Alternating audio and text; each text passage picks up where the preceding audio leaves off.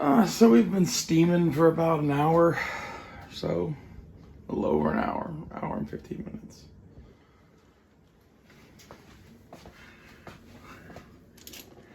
Interesting process, to say the least. Basically, to do this, you make a big foil donut. I made it like 4 inches thick, and put it in there. Put a bunch of water in there, and it floats because it's got air trapped in it. So you have to make sure it's the correct level of water once depressed. And you load your Lau in there, and I don't know. I put it on medium until it got hot and got full of steam, and then I kind of turned it down a little bit. And I don't know, it's just been cooking away. The water level doesn't seem to lower that dramatically quick, so I don't know. No, this is what was left of our potatoes and a slice of Spam. This is Grandma's breakfast, basically, with some pineapple and some teriyaki if she wants it. But well, anywho, there's another at least 7 hours of this, just watching it boil. So I don't know. My grandma's up right now and getting dressed, so this will probably be the last update on this until it's out and we're trying it and I do a video of that. If she wasn't here, I'd definitely do a couple of hour-long smoke sessions where we talked about, I don't know, Bowie knives, aliens, and other shit. I've got some Bowie knives I'm wanting to buy. That's a whole thing. I've been working on some knives. I want to make a bunch of sheaths. I basically got a shitload of knives that need sheaths, and I figured out at least how to do the big to medium sized ones. The small ones I'm still going to need Kydex, because really there's no substitute for that.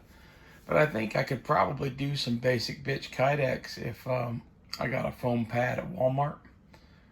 So do that. I also would need a heat gun probably, but I don't know. I did a lot of years without a heat gun, but I need a propane torch to do it without a heat gun, and I don't have one of those right now either. I have torches. I don't have any tanks of gas, so I don't know. We'll get a foam camp pad and some tanks of propane for our torches and try to make some little Kydex sheaths. I worked on one last night right before I came over to do this that I don't know, I've had it for a while, and it was an EDC knife I made for myself, and it kind of failed because basically I ground my shit really fucking high back when I made that, and there was a part of the edge where the heat treat wasn't quite right, and it would just chip out. The idea came to me, why not just grind a steeper fucking angle on that front part of the blade, make it kind of a weird Tonto thing, with a utility edge up on the front and a like carving edge on the back, because that's kind of how it's set up. Make it like the EDC tracker knife Tonto thingamajig. I don't know. So I got that, and I got a little like 1.5 to 2 inch long bladed Tonto thing I made. I want to get Kydex for both of those now. And then I've got a few other things that just Kydex would work better for in general. And then Bowie knife wise, I don't know. I've been looking at the Kukri house in Nepal. There's one of them I've had stuff from before that I like.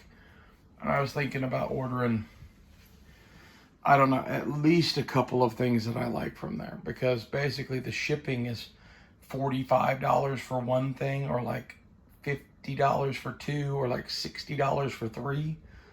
So I want to try to order 3. And they make kind of a basic bitch kukri with a paracord wrapped handle that's only $60. I was thinking about getting that. Then they make a USMC K-bar inspired thing called the War Machine. That looked cool. And then they make a Crocodile Dundee Bowie knife kind of thing. I thought that looked kind of cool too. And the K-bar is like a 8-inch Bowie shaped like a K-bar. And the Crocodile Dundee is like a 12-inch Bowie. And then the little paracord wrapped kukri is like an 8-inch kind of modernized kukri design. But it comes with Kydex for $60. and I can do a really good cord wrap handle. And I'm wondering if I call an order from them, if I can get them to shape the handle of that slightly differently for me. Because I know what kind of handle I want to do on it, and the kind of handle they have on it, I could get there, but I'm going to have to get a metal cutting wheel for a circular saw and curse a lot. And they could save me a lot of time and effort just by shaping it right and just leave the paracord off as far as I'm concerned. Because I'm going to rewrap it in my own shit anyway. I don't know. I thought that would make a pretty cool thing to play around with. And the other two, I really just need some Bowie knives. Like, I've just got the one kukri and now a machete. Like, I have a hole in my system that is kind of fighting Bowie knives and like utility survival Bowie knives. I don't have anything like that, and I want to. I think these kukri house things are going to be the way to go. Eventually, I'll make my Dusek Parang thing again. Whenever I get around to it. But I'd like to have some stuff that's from Nepal too. I've always liked the Nepalese shit. They've even got a couple small knives I'd like, but I'm gonna put an emphasis on the big blades from Nepal because that's what they're good at. I've never had any of their small shit. They make ones called the Biltong Kukri or something, like Biltong Improved Kukri. It's a little 4-inch kukri thing with a little bird's beak kind of handle with some carving on it. It comes with an in the waistband sheath. It's like 40, 50 bucks. That looks pretty dope. We have another one that's called the Little Big Man. It's kind of a wide, small knife that, like, it would be good at a lot of shit. That one kind of interests me too. A lot of these are from there's a YouTube channel called D-Bad, Donnie B All Day. I'm subscribed to him. I've had shit from the Kukri house well before I ever found out about him. I found out about him when I was shopping out in Kukri house and was like, who's this YouTuber they're collaborating with? He makes good shit. I don't have any problem with him. He seems dope. He and I would probably be amigos, let's put it that way. He's just weird enough and crazy enough that, assuming he's okay with trans girls, like, not that he was like, fuck me or anything like that, but like, you definitely, we're into the same kind of Far Eastern mysticism shit. It looks like, just judging by his house. So that, plus the kukris and the love of all the movie knives that he does. Yeah, I'd like to hang with that cat. And I've always wanted a couple of his designs. I was looking at the Rambo ones before, but then I saw that War Machine, and that speaks to my love of the Marine Corps. I was never in the Marine Corps, but I've had a lot of Marines inside me. I've been landed upon many times. Fleet Week is always a fun time. That's all I'm saying, boys. But I was looking at the other Bowie knives, and like the Rambo knives are kind of cool. But the Crocodile Dundee one, actually, I think is just a better knife, and it comes more the way I want a Bowie. And I like Crocodile Dundee. And I like a fuller. And both of those knives have big ass fullers in the side of them. And that's something you just don't see on American shit. And like, I'm looking to buy short swords. These are like shit for me to use in the here and now, yes, but I'm looking at all of my stuff like an armory that's going to get passed down to that fuck and his cousins. And I don't know, when I first was looking at buying stuff from Nepal, a Jungle Training kukri, which is what I bought originally from them, was $35. It's now like 80, 100, somewhere in there. Forget exactly, I think it was 80. But like, there's several kukris that I wanted that were like 30 or 40 bucks that are now $100. And at the same time, I'm looking at shit that I bought 3 years ago from Japan for 20 bucks is now $50 in terms of saws and Hiyo Nakames and all sorts of other shit.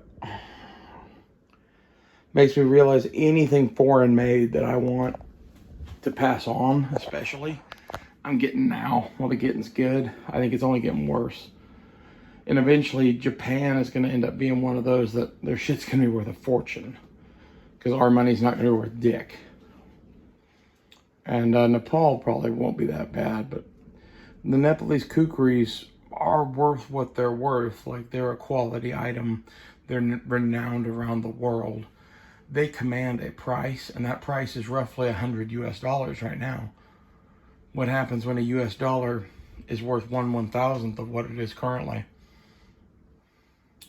You know, McDonald's will still cost you $5.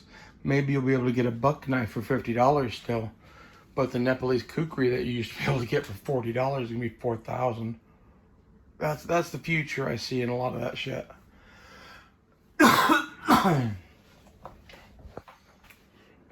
That's why the Bowie knives. I'm gonna take a hit in a second. Apparently we're just doing a thing while we stare at the Lau Lau pot.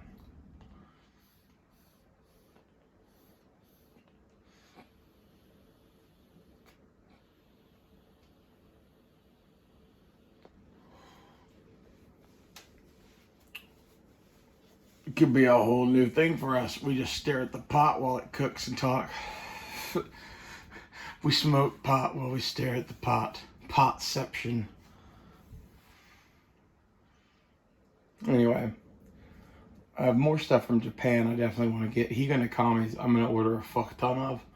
Because they're a cool thing that I like to give as gifts. And the one that I liked was $20, now they're $45. And I personally need about a half a dozen more of those. So I think I'm probably going to get a couple of the ones that I like and then get all the rest as the $20 now version that has a steel handle instead of a brass handle. And I'm sure those are still quality. They're still made in Japan, whatever. I'll order one of those and see how it is. Maybe buy those to have as gifts.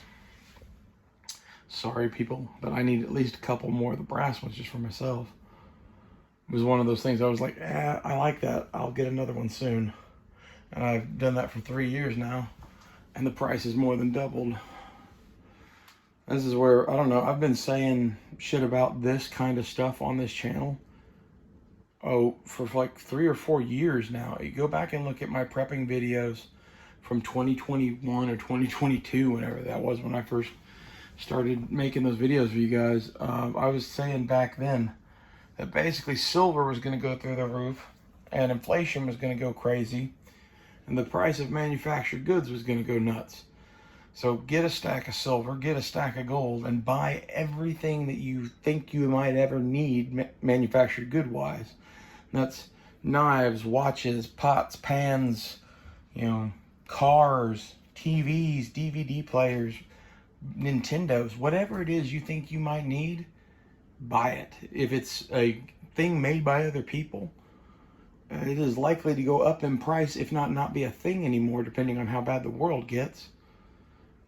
This is why, you know, I'm kind of a weird prepper. Like, I was trained by the woman that cooked in this kitchen with all them books there. And her counterpart across town, that was my other great-grandmother, that both of them lived through the Great Depression. And they were interesting cats, to say the least. But all of this advice on getting gold and silver and manufactured shit, that's because that's what they would do. Like, that's some really old school advice. Like, get ready to live as though the outside world and the government doesn't exist anymore. What if it was just you and your family on a farm? That's what it was in the 1700s, 1800s. That's what it could be again. I don't know, so in short, what Bowie knives do you guys like? I know at least a couple of you are Bowie knife enthusiasts. It's been a hole in my system for a while, ever since I sold Fine Ape my Dusek. I can hear my grandmother now, so I'm going to cut this off and I will see you guys later.